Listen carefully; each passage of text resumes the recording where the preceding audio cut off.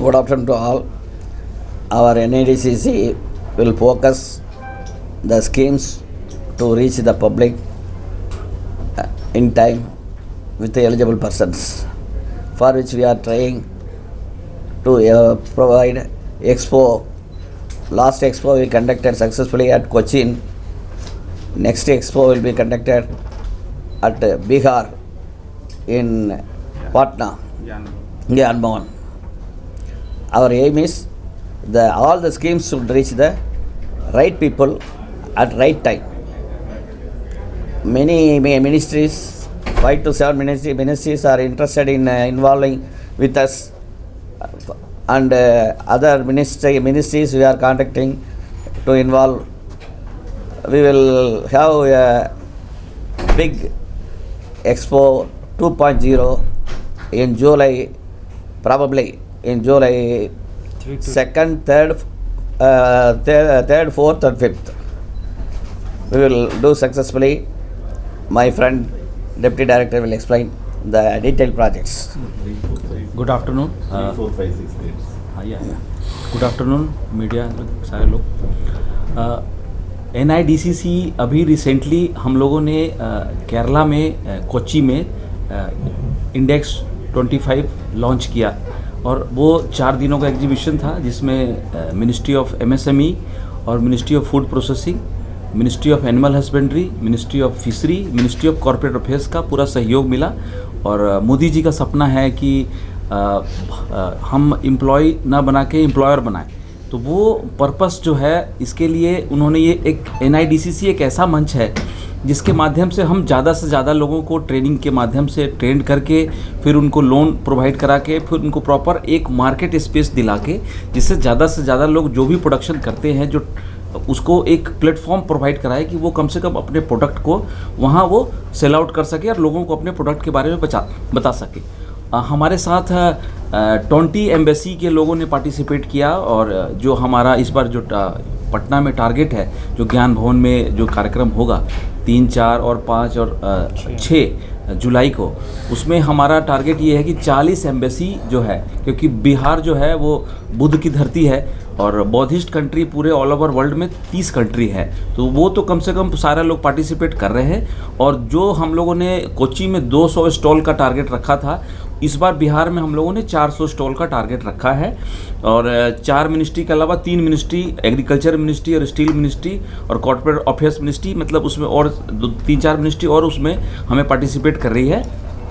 और मोदी जी भी उस कार्यक्रम में आने वाले हैं, और सारे सेंट्रल गवर्नमेंट का और स्टेट गवर्नमेंट का, नीतीश कुमार गवर्नमेंट और जो NDA गवर्नमेंट है बिहार में, उसका पूरा सहयोग मिल रहा है हमें. और इस कार्यक्रम को भव्य तरीके से एक अंतर्राष्ट्रीय रोजगार मेले के रूप में हम लोग उसको ले रहे हैं, जिसमें ज़्यादा से ज़्यादा लोग बिहार के जो युवा हैं, जो नौकरी के मतलब सबको, देश की पॉपुलेशन 140 से 50 करोड़ है, सबको नौकरी देना मतलब किसी भी स्टेट गवर्नमेंट की, सेंट्रल गवर्नमेंट की मतलब बूते से बाहर है. तो हम ज़्यादा से ज़्यादा लोगों को एंटरप्रेन्योर बनाए, जिससे क्या है कि वो अपना खुद रोजगार शुरू करें. और जिससे एक आदमी अगर एक फैक्ट्री डालता है तो कम से कम 5 लोगों को रोजगार देता है. तो आप ऐसे ही ज़्यादा से ज़्यादा लोगों को, सरकार की सारी स्कीमें हैं जो जनता तक पहुँच नहीं पाती है. सरकार दिल्ली में BJP गवर्नमेंट है, जो NDA गवर्नमेंट है, कम से कम 150 से 200 स्कीमें हैं, लेकिन एग्जैक्ट जनता तक पहुंच नहीं पाती है. तो एक NIDCC एक ऐसा मंच है जो हम लोगों को ये जो भी सरकार की स्कीमें हैं जनता तक पहुंचाएंगे. जो भी एंटरप्रेन्योर हैं, वो जो चाहते हैं, जो नौकरी के लिए भागदौड़ कर रहे हैं, जो नहीं मिलता है तो स्टेट गवर्नमेंट को दोषी ठहराते हैं, सेंट्रल गवर्नमेंट को दोषी ठहराते हैं, उनके लिए एक बहुत बड़ा मंच है जो हम उनको प्रॉपर ट्रेनिंग देके, वो जिस फील्ड में भी जाएँ, MSME में है, फूड प्रोसेसिंग में है, जिसमें भी जाएँ, हम उनको प्रॉपर ट्रेनिंग देंगे. फिर लोन का प्रोवाइडेशन जो है PMEGP के माध्यम से, प्रधानमंत्री रोजगार योजना के माध्यम से हम उनको लोन प्रोवाइड करेंगे. और ये जो इंडेक्स है, इंडेक्स 2.0 वो जो 25 हम लोगों ने जो पटना में करने वाले हैं, इसके माध्यम से हम एक ऐसा इंटरनेशनल प्लेटफॉर्म देंगे जिससे अपने प्रोडक्ट के बारे में वो आम लोगों को बता सकें. आपको पता है हम लोग हिंदुस्तान एक बहुत बड़ा कंज्यूमर कंट्री है, मतलब हम लोग इतने ज़्यादा पॉपुलेशन है कि हमें दूसरे देशों में भेजने के बजाय अगर हम खुद कंज्यूम करें तो अपने आप में एक बहुत बड़ा मार्केट है. तो इसके माध्यम से ये जो NIDCC का जो प्लेटफॉर्म है वो सब लोगों तक, जन तक पहुँचे, उसमें आप लोग का भी सहयोग बहुत अनिवार्य है, क्योंकि मीडिया एक ऐसा चौथा स्तंभ है जिससे हम आम जनता तक जो हम सब तक नहीं पहुंच सकते, वो आप लोग के माध्यम से वो हम जनता तक पहुंचाएंगे और उनका सहयोग लेंगे। इससे कोई भी अगर कोई छूट जाता है जैसा भी है तो हम उनको स्कूल के माध्यम से, कॉलेजेस के माध्यम से, यूनिवर्सिटी के माध्यम से हम आम जनता तक पहुंचेंगे, जिससे लोगों के अंदर अवेयरनेस फैले। जितना ज़्यादा अवेयरनेस फैलेगा उतना ज़्यादा लोग उसमें पार्टिसिपेट करेंगे और रोज़गार ज़्यादा हम लोगों तक पहुंच पाएंगे, कनेक्टिविटी ज़्यादा होगी। क्योंकि गया जो है इंटरनेशनल प्लेस है और पटना में हम ये सारा कार्यक्रम कर रहे हैं, तो बिहार को इस बार फोकस ये कि आने वाले समय में इलेक्शन भी है, तो इलेक्शन ठीक है, इलेक्शन तो अपने जगह जो शेड्यूल है अपना चलता रहता है, लेकिन मेन फोकस ये है कि ज़्यादा से ज़्यादा जो रोज़गार को स्पेशल स्टेटस स्टेट मानते हैं कि नीतीश जी की भाई सरकार हमें स्पेशल दे, तो इसके माध्यम से सेंटर और स्टेट गवर्नमेंट का एक बहुत बड़ा सा ये कॉम्बो है कि हम ज़्यादा से ज़्यादा इस तरीके से इवेंट करें और लोगों तक जन भावना अपना जो भी है सरकार का जो भी स्कीम है वो हम जन जन तक पहुँचाएँ। अब इससे रिलेटेड अगर आपका कोई भी प्रश्न है तो आप पूछ सकते हैं। सर मेरा सवाल आपसे ये है कि दिल्ली में जैसे अगर किसी के पास 100 रुपया हो तो उनको 350 रुपये का लोन मिलता है, 3.5 टाइम्स एलिजिबिलिटी है दिल्ली में जी। बिहार में इंडिया में सबसे लोएस्ट है, 0.3 टाइम्स है। अगर किसी के बैंक खाते में 100 रुपया है तो बिहार में बैंक उसको 30 रुपया लोन देती है। तो ऐसे टफ सिचुएशन में जहाँ पे बिहार का जो बैंक है और सेविंग रेशियो में बिहार झारखंड इंडिया का सबसे हाईएस्ट है, वहाँ सेविंग परसेंटेज सबसे हाईएस्ट है, लेकिन लोन जो है वो सबसे डिस्पर्सल बिहार में और झारखंड में। तो ऐसे टफ सिचुएशन में आप लोग कैसे काम करेंगे? हम लोग इसमें हमारे साथ सिडबी है, हमारे साथ नाबार्ड है, वो भी हमारे साथ एसोसिएट हैं, पीएसयू के रूप में हमारे साथ जुड़े हुए हैं। हम लोग उनके दिशा निर्देश पे जो भी आपको ही पता है सिडबी और नाबार्ड के साथ सारा जितने भी बैंक्स हैं वो सब उनसे कनेक्टेड हैं, तो उनका भी सहयोग भरपूर है। नॉर्मल क्या होता है कि बैंक कोई भी बंदा जब जाता है बैंक में तो उनको बोलता है, बैंक वाले इतना टेक्निकली परेशान करते हैं कि वो उनको मिल नहीं पाता, लेकिन NIDCC के माध्यम से अगर कोई भी बंदा जाएगा वहाँ पे तो उनको भरपूर सहयोग मिलेगा और लोन को हम लोग विदिन 1 वीक से लेके 2nd वीक तक उसको ये जो है प्रोवाइड कराने की पूरी कोशिश करें। हमारे साथ में 20 फाइनेंशियल इंस्टीट्यूशन और भी जुड़ी हुई हैं जो कि जितने भी उद्यमी होंगे नए रोजगार के लिए आएंगे हम उनका पूरा सहयोग करेंगे और NIDCC के थ्रू उनका जो लोन अप्रूवल है वो रेशो ज़्यादा मिलेगा कंपैरेटिवली अगर आप सीधा जाते हैं तो। देखिए बिहार में बिजनेस करना काफ़ी टफ है। 2006 से नीतीश गवर्नमेंट है और काफ़ी यहाँ से प्राइवेट कंपनी गई थी जिसमें एग्रीकल्चर की बड़ी बड़ी टॉप 5 कंपनियाँ गई, लेकिन सब लौट के आ गई। ऐसे में NIDCC क्या कुछ और भी कुछ प्लान कर रहा है कि वहाँ लोग अगर लोन लें तो बिजनेस कर पाएँ, क्योंकि वहाँ लोन लेके बिजनेस करेंगे पगड़ी वाले भी आए। नहीं, मैं आपकी बातों को थोड़ा सा उसमें आपको टोकूंगा। देखिए क्या है कि आपको ही पता है जब से नीतीश जी आए हैं तब से उन्होंने लॉ एंड ऑर्डर को काफ़ी स्मूथ किया है। पहले जो जंगल राज था वो चीज़ अब नहीं है, रोडें सही बन रही है, सारी स्कीमें से लोगों तक पहुंच रही हैं। एक है बैंक का एक इशू रहता है कि भाई आप अगर कोई प्रोजेक्ट लेके जाते हैं बैंक में तो सरकारी बैंक वाले थोड़ा SBI हो गया जो भी मतलब आप जिनको लगता है कि लोगों को समस्या होती है कि बैंक वाले कोऑपरेट नहीं करते, लेकिन नाबार्ड और सिडबी के माध्यम से और NIDCC के प्लेटफॉर्म से अगर हमारे माध्यम से कोई भी कैंडिडेट वहाँ जाता है तो उनको भरपूर सहयोग मिलेगा और जल्द से जल्द हमें उन्हें लोन प्रोवाइड कराने के लिए अपनी पूरी कोशिश करेंगे। तो इसमें मतलब देखिए ईज ऑफ डूइंग बिजनेस जो है वो हम पॉजिटिव किसी चीज़ को पॉजिटिव लें तो उसको पॉजिटिव तरीके से ही हम लोग अगर सरकार ने हमें अगर इस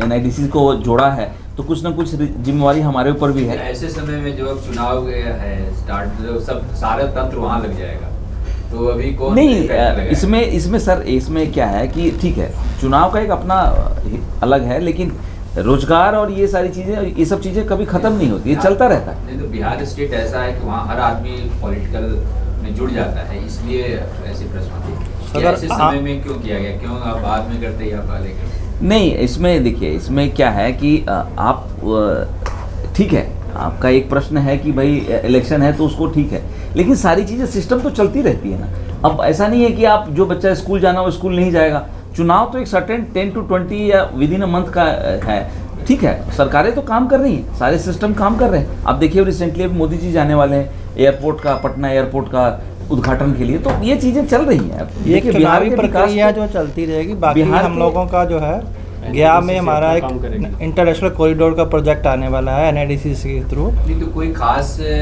सेगमेंट मतलब डिपार्टमेंट ने चूज किया कि ये सेगमेंट यहाँ बढ़ सकता है, क्योंकि एग्रीकल्चर बेस्ड वो राज्य है। हाँ इसमें क्या है ना MSME क्या है, एक तो क्या आपको पता है कि पूरे जो इंडियन इकोनॉमी है उसमें 40% जो है मिनिस्ट्री ऑफ MSME का योगदान है, और फूड प्रोसेसिंग का भी। और लकली आप ये देखिए कि 3 मिनिस्ट्री जो है वो बिहार से ही है। Ministry of MSME, ministry of fishery and animal husbandry Shri Lalan Singh ji, और फिर फूड प्रोसेसिंग श्री चिराग पासवान जी। तो बड़ा सहयोग मिलेगा, बहुत मतलब हम लोग बहुत आशान्वित हैं और उसी दिशा में उसी एनर्जी के साथ हम काम कर रहे हैं कि हम बिहार को एक MSME हब बनाएं। क्योंकि आपको पता है पूरे देश भर में अगर पूरा जो टैलेंट है, जो भी आप देखिए मेट्रो सिटी में ज़्यादातर सब बिहार से हैं। हर चीज़ में आप देखिए कि जो स्किल डेवलपमेंट है तो बिहार से लोग ज़्यादा हैं। तो अगर हम सारी चीज़ें अगर रोज़गार हम वहाँ जनरेट करते हैं और वहाँ एक ऐसा हब बनाते हैं जिससे ज़्यादा से ज़्यादा लोगों को, नॉर्मल क्या है कि लोग इंजीनियरिंग और मेडिकल करने के बाद भी लोग नौकरी की तरफ ज़्यादा भागते हैं। हम लोग को क्या है ना कि शुरू में ही बोला जाता है कि आप अच्छा पढ़ाई करो तो अच्छी नौकरी मिलेगी। हम लोग को ये नहीं पढ़ाया जाता गुजरात की तरह कि आपको बिजनेस ही करना है, नौकरी नहीं करना है। तो आप अगर इस मोटो पे लेके जाते हैं तो आप ये है कि बिहार एक अच्छा जगह है और अपॉर्चुनिटी वाला स्टेट है और डेवलपिंग है अभी सारा कुछ, तो संभावनाएं बहुत ज़्यादा हैं। हम वहाँ पे बहुत सारा कुछ अच्छा कर सकते हैं और उसी आशा के अनुरूप हम लोग वहाँ ये चीज़ें कर रहे हैं। तो उसमें आप लोग का भरपूर सहयोग चाहिए और ज़्यादा से ज़्यादा ये चीज़ों को लोगों तक पहुँचे, उसमें आप लोग अपना संपूर्ण योगदान दें। ये सर एक सवाल और। हाँ जी जी जी। कि 2023 में भारत में सबसे ज़्यादा टूरिस्ट, गोवा से भी ज़्यादा टूरिस्ट बिहार में गए थे, स्पेशली बोध गया और राजगीर सर्किट जो बुद्धा सर्किट है उसमें। तो आप लोग को बिहार को लेकर के टूरिज्म से स्पेशली रिलेटेड कोई स्पेशल स्कीम है क्या सर? सब सारी चीज़ें पाइपलाइन में है। अभी क्या है कि अभी तो सारा क्या है MSME और फूड प्रोसेसिंग, ये जो 4 मिनिस्ट्री है, 6-7 मिनिस्ट्री जो जुड़ी हुई है वो सब उसके साथ है। उसके साथ टूरिज़्म भी है। टूरिज़्म तो आपको ही पता है ना, उसमें इन्वेस्टमेंट बहुत कम होता है लेकिन जो बेनिफिट उसका बहुत ज़्यादा होता है। और राजगीर और गया और सासाराम ये सब जो एरिया है, और क्योंकि अशोका सम्राट अशोक वहीं से थे, माता सीता वहीं से थी, आर्यभट्ट वहीं से थे, जयप्रकाश नारायण वहीं से थे। जब हम अंबेडकर के जो संविधान के रचयिता जो आपको पता है डॉक्टर राजेंद्र प्रसाद, उनको तो पूरा संविधान याद था। अंग्रेजों ने तो संविधान जला दिया था, राजेंद्र प्रसाद को जुबानी याद था, उन्होंने अंबेडकर जी को बोल बोल के सारा लिखवाया और अंबेडकर जी ने उसको लिखा, आपको ही पता है। तो सब चीज़ पता है कि वहाँ पे बिहार में अपॉर्चुनिटी की बहुत संभावना है। हर चीज़ के क्षेत्र में वहाँ अपॉर्चुनिटी है, वो पर्यटन के क्षेत्र में हो, MSME के पर्यटन में हो, आपको पता है एग्रीकल्चर बेस्ड है, मतलब फूड प्रोसेसिंग में है, आपको पता है लीची है वहाँ का फेमस, मुजफ्फरपुर का केला है, हाजीपुर केला फेमस है, बहुत सारी चीज़ें हैं, फल है, आम है, मतलब बहुत सारे अपॉर्चुनिटी है। तो संभावनाएं बहुत हैं, हम वहाँ पॉजिटिव वे में जा रहे हैं। तो आप जिसमें जितना ज़्यादा होगा, देखिए किसी भी चीज़ में गलती की तो गुंजाइश रहती है, हम सब इंसान हैं, तो कोई चीज़ तो छूट सकती है या हमसे गलती हो सकती है। सुधार की गुंजाइश हमेशा इंसान के अंदर होता है, अगर इंसान सुधार करे तो उस चीज़ को ज़्यादा से ज़्यादा। सर जैसे हम आज यहाँ पर हम डिस्कस कर रहे हैं सारी इस चीज़ों को लेके, क्योंकि हम लोग एक लेवल से ऊपर उठ के डिस्कस कर रहे हैं। जब लेम मैन की तरह जब किसी काम को करने जाते हैं या बैंक से या किसी तरीके से जो कॉपरेशन नहीं मिलता है बैंक से या और भी प्रॉब्लम्स होती है, ठीक है, तो आप NIDCC कैसे काम करेगी, कैसे ग्राउंड लेवल पे लोगों को कनेक्ट करके उनको उस सुविधा का मुहैया कराएगी जो उनको ज़रूरत है? कोई हडल आ रहा है तो ग्राउंड लेवल पे कैसे काम करेगी? अगर फॉर एग्जांपल अगर कुछ प्रॉब्लम आ रहा है तो मैं तो बार बार ये निर्यात भवन में नहीं आऊँगा या NIDCC के किसी चेयरपर्सन पे नहीं जाऊँगा।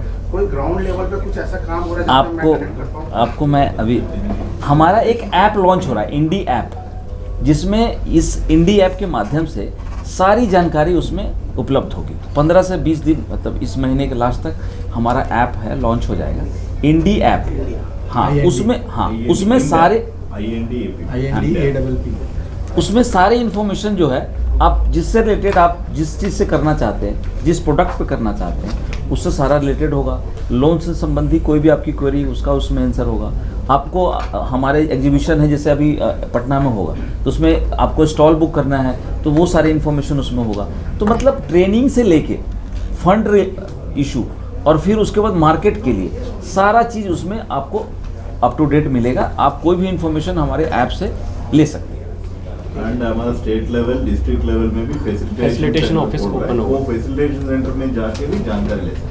क्योंकि मुझे जो एक्सपीरियंस है अभी तक का, वो उसमें होता है कि बड़ा हम प्रोजेक्ट को लॉन्च कर देते हैं, ठीक है ना, जो टॉप लेवल से, मगर जब ग्राउंड लेवल की बात करते हैं तो वहाँ आते आते ना इन्फॉर्मेशन ही वो मिसिंग होता है। नहीं, आपको बताऊँ मैं, NIDCC से आप सब लोग परिचित होंगे निश्चित रूप से। और NIDCC जो है वो बेसिकली एक नोडल प्लेटफॉर्म है 4 मिनिस्ट्रीज़ का। पहला है हमारा मिनिस्ट्री ऑफ MSME, दूसरा है फूड प्रोसेसिंग, तीसरा है एनिमल हस्बेंड्री और चौथा है इंडस्ट्री एंड कॉमर्स। ये 4 मिनिस्ट्री की 137 स्कीमें हैं जो समहाउ अभी हमारे बैंक्स और हमारे जो ब्यूरोक्रेसी है ये डिलीवर नहीं कर पा रही है पब्लिक को। NIDCC का गठन इसीलिए हुआ है कि हमारी ये सारी 4 मिनिस्ट्री की स्कीमें हम पब्लिक को पहले अवेयर करेंगे, फिर उनको डिलीवर करेंगे। और हमारे चाहे छोटा उद्यमी हो जो एक चाय की टपरी खोलना चाहता हो या कोई बड़ा उद्यमी हो जो 100 करोड़ का व्यवसाय करना चाहता है, इसके लिए हमारे पास भिन्न भिन्न श्रेणियों में तमाम स्कीम्स हैं। फंडिंग का हमारे पास स्कीम्स हैं, जिसका बताया भी हमारे डायरेक्टर साहब ने कि हमारे पास इंडी ऐप एक लॉन्च हो रहा है, वो जल्दी ही लॉन्च हो जा रहा है। सारी इंफॉर्मेशन, सारी सूचनाएं आपके फिंगर टिप पे होंगी। आपको अपना प्रपोजल इसमें डालना होगा, सारी चीज़ें ऑटोमेटिकली आपको कांटेक्ट किया जाएगा। हर स्टेट का एक फैसिलिटेशन सेंटर हो रहा है, दिल्ली में भी है, यूपी में भी, हर जगह गठित हो रहा है, बहुत जल्दी आपके सामने आएगा।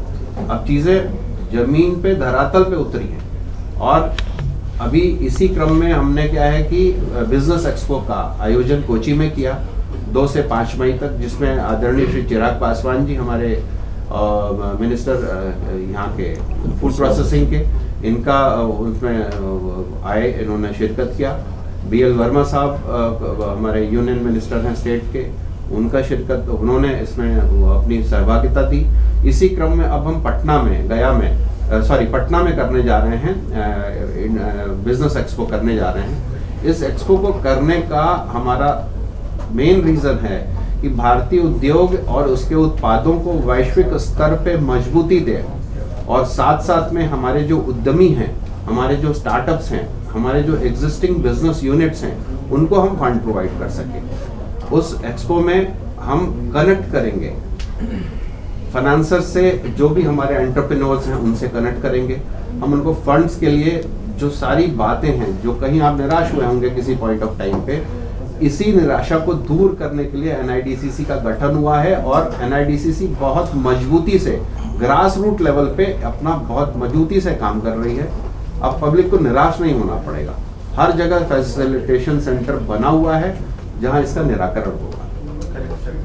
सर एक सवाल और जी बताएं। आपसे है सर सवाल मेरा कि अब तक जीतन राम मांझी सर या चिराग पासवान जी, ये लोग करीब 12-14 महीने हो गए कैबिनेट में मंत्री बने हुए, लेकिन इंडिविजुअल लेवल पे सर ये चीज़ें पहले भी तो हो सकता था, 1 साल पहले भी लोग इनिशिएटिव ले सकते थे। अब जो आप लोग को आना पड़ा, आप लोग आए, बहुत स्वागत योग्य कदम है, लेकिन इन लोगों ने सर इंडिविजुअल लेवल पे बिहार के लिए ऐसा कोई प्रयास नहीं किया। नहीं आप बाकी आप इसमें थोड़ा सा आपको करेक्ट करना चाहूँगा मैं।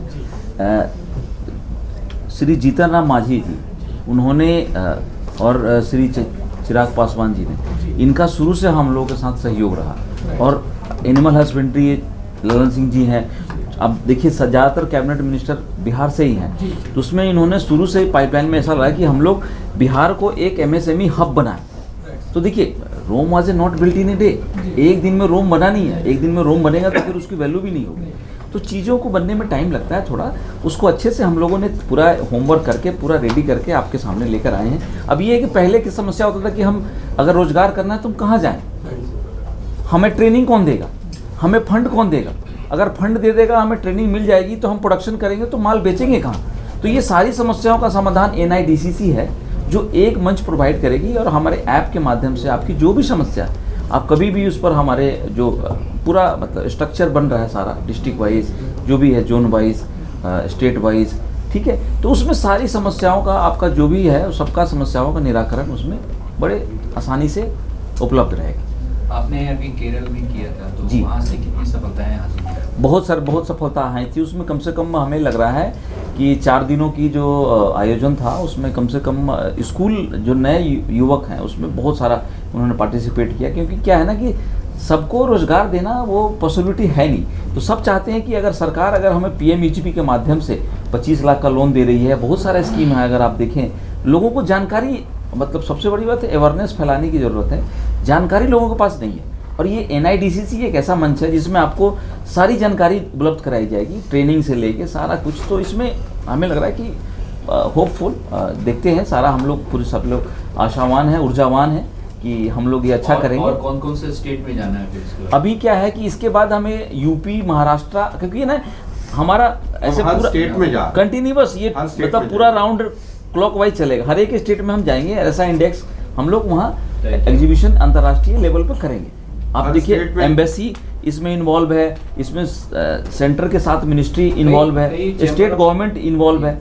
कई चैम्बर ऑफ कॉमर्स वहाँ काम कर रहे हैं, तो उन लोगों को भी साथ लेके हाँ जी, बिहार बिल्कुल, industry- जी हाँ, बिल्कुल। उनको हम साथ ले रहे हैं। हमारा एक बेसिक पर्पस और जी। है, कोई चीज़ अगर दिल्ली में बन रही है तो वो केरल हमारा आखिरी एक्सोर है, वहाँ पहुँच जाए, केरल से कश्मीर तक पहुँच जाए, इधर नॉर्थ से साउथ, ईस्ट से वेस्ट जोड़ना है। छोटे छोटे प्रोडक्ट हैं जो इवन गांव में बनते हैं, जो कॉटेज इंडस्ट्रीज में बन रहे हैं, उसका प्रसार अगर पूरे भारतवर्ष में कर दे तो आप कल्पना करिए कि वहाँ की अर्थव्यवस्था उस गांव की कितनी बढ़िया होगी। उसके लिए हमने एक मंच प्रोवाइड किया है, जो इंडिया ऐप हमने बताया आपको कि ये हम लॉन्च कर रहे हैं। इस पे एक प्लेटफॉर्म है जिसमें आपके एक प्रोडक्ट है कोई भी, उसको हम इंडेक्सिंग करेंगे तो हमें वो केरल में भी देखा जाएगा और वहाँ भी देखा जाएगा। तो हमारा एक छोटा से छोटा व्यवसायी भी अपने प्रोडक्ट को एक दूरस्थ गांव में बैठ के भी केरल और दिल्ली और कश्मीर तक भेज सकता है, वहां से ऑर्डर मिल सकते हैं। हमारा लक्ष्य ये है, बिजनेस टू बिजनेस प्लेटफॉर्म बनेगा। Thank you so much. देश विदेश की ताज़ा तरीन खबरों से अपडेट रहने के लिए आप हमारे चैनल को ज़रूर सब्सक्राइब करें और साथ ही बेल आइकन को भी ज़रूर दबाएं ताकि सभी खबरों से आप और आपके जानने वाले रह सके अपडेट।